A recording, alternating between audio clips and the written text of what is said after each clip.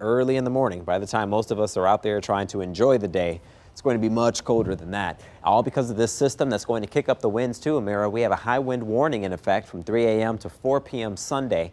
And let me walk you through this. For tonight, thinking after midnight, we'll have some showers come through, maybe a few rumbles of thunder. In association with those showers or maybe those storms, a damaging wind threat will be there.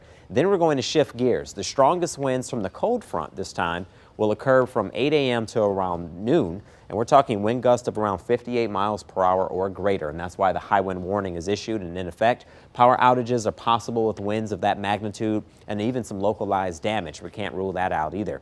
Here's a look at the storm, the warm front that's still warming us up as we speak, and also the showers and the thunderstorms. All of this is going to be moving through Metro Detroit. But right now, we're just getting in on the warm-up. Let's look at a local snapshot here. 60 degrees in Adrian, 59 in Monroe. We're still at 52 in Detroit. Up towards Port Huron, still cool at 41. That's because of the easterly flow before the warm front moves in.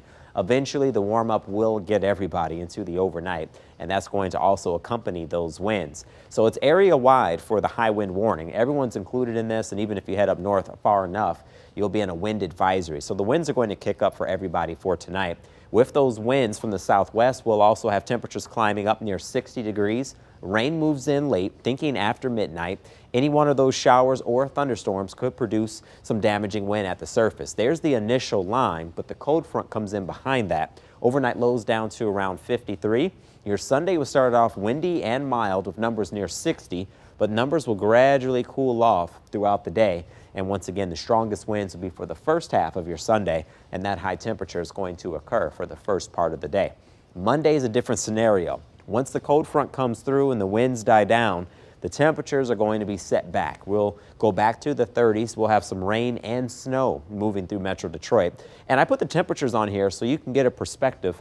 If you're along and north of M59, you're expected to be cold throughout the entire day. And by cold, I mean near the freezing mark. You have a better shot of picking up some accumulating snow, but it's not going to last long because the temperatures bounce right back. So I'm calling it a slushy setup and maybe a slick start to Tuesday morning, but after that, temps recover. We get back to the 40s for the rest of the week, so it's only going to be active to kick things off for Sunday as well as Monday.